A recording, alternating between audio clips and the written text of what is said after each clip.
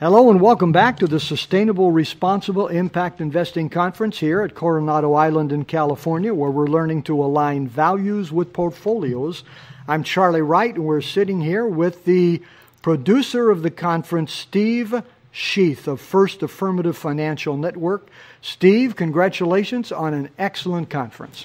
Well, thank you. I mean, we're only not even halfway into it, so I really appreciate the description of it being excellent. Well, Steve, this is my first of these conferences, and I have heard nothing but positive comments from everybody as I've talked to them and asked how many of the conferences they've been to, and many of them have said they've been coming here for 7, 8, 10, 12 plus years. So this is the 28th conference, and you've been the producer for the last several here. So what have you been hearing from the attendees here? Yeah, I've actually been producing this conference, or been the primary producer of this conference for 22 years. And this will be my last, as I said last night, my last rodeo. Even though we're not in Colorado this year, we're here on the beach in Coronado Island, on Coronado Island at the Hotel del Coronado, which is an extraordinary place. What have I heard? You know, first of all, I've heard people thank us for bringing them to the beach this year.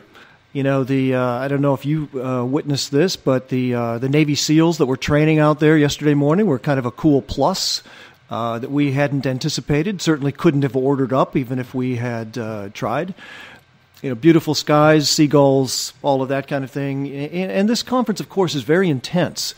So I have, of course, you know, every year before things get started, I facilitate a new participant orientation.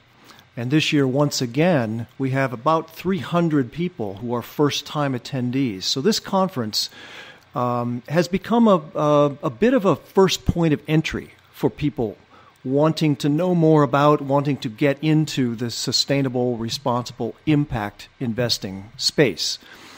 And so we're actually proud of that. It's not because we've had a strategic plan to do that, but but we build a big tent agenda. You know, a broad, and another metaphor perhaps that works is a beautiful mosaic, and so people come in and admire different aspects of it and plug in different ways after they've kind of had a broad experience like this.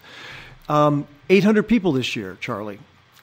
Now, that's assuming everybody who was registered showed up, or, if some people didn't show up, other people filled their places by walking in. So we think this is likely to be, by the time when the dust settles, this is likely to be the largest conference of all 28.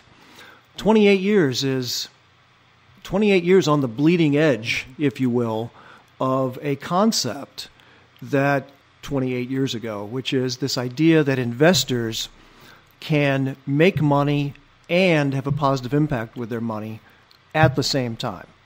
Now that's very different, as you know, from the kind of the conventional approach, which is make as much as you can. If you're feeling flush at the end of the year, give some of it away, try to solve some of the world's problems. That's not the way this group thinks. That's not the way our clients think. That's not the way a growing percentage of investors here in the U.S. and around the world think. The idea that we're owning companies that are causing some of the problems, which at the end of the year, through charitable gifts, we're trying to solve, it doesn't, is cognitive dissonance. It doesn't connect. So what we've designed and developed and continue to grow and nurture is an industry where investment strategies are both making money, achieving financial goals on one hand, and on the other hand, making a positive difference in the world. Well, Steve, what has surprised me in being for the first time at this conference is the diversity of backgrounds and that the attendees bring. That there are obviously RIAs and other advisors. There are obviously the companies who are offering their products.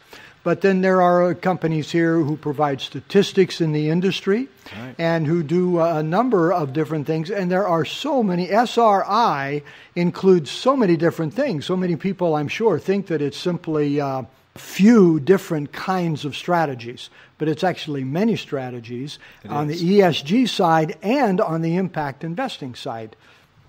So let's unpack some of the terminology that you just used. So SRI is an acronym that today stands for Sustainable, Responsible Impact Investing. And that's because the investors that are attracted to this concept are looking to help create a truly sustainable future. In other words, directing investment capital in a manner that's helping to create a better world.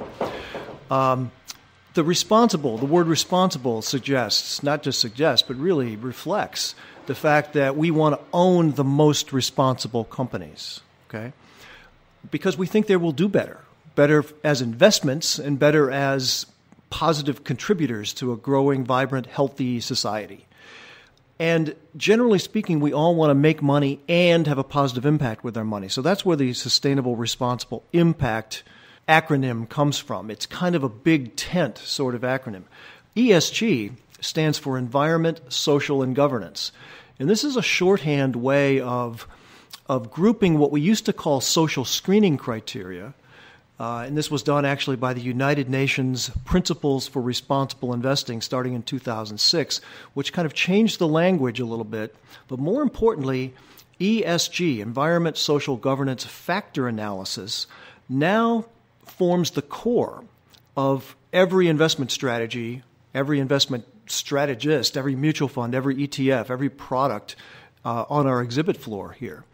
That ESG factor analysis helps asset managers identify and mitigate risks in the portfolio and identify and profit from alpha. Now, what alpha means, of course, is, outperformance.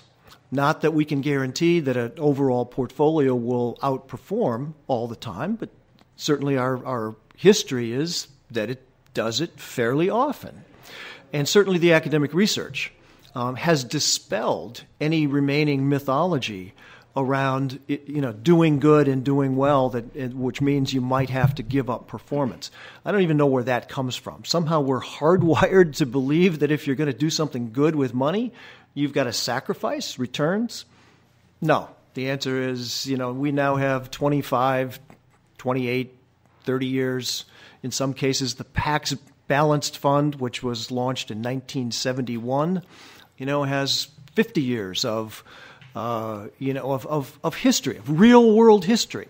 We now have indexes. We have all kinds of, very conventional metrics that have, for anybody who's paid attention, again, destroyed that mythology around having to give up performance.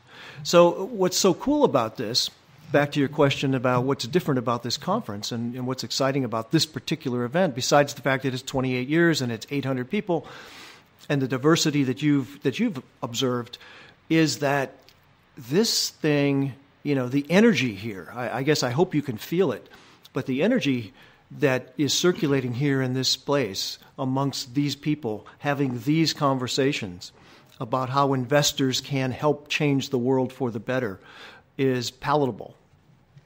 It is, and you can definitely feel it and see it and hear it. So, Steve, we'd like to congratulate you again. 22 straight years of being the primary producer of this conference, out of its and having been an attendee at least for all 28 years, and moving forward now. Congratulations, and you've sown some seeds and done some very good things that I'm sure others will be able to build on over the future. So our best wishes to you as you move forward with your new endeavors. Thank you, Charlie. Appreciate your being here this year. So again, we've been talking with Steve Schueth of First Affirmative Financial Network and out of Boulder, Colorado. And you've been listening to Strategic Investor Radio here at the Sustainable Responsible Impact Investing Conference in Coronado Island, California. And we'll be right back.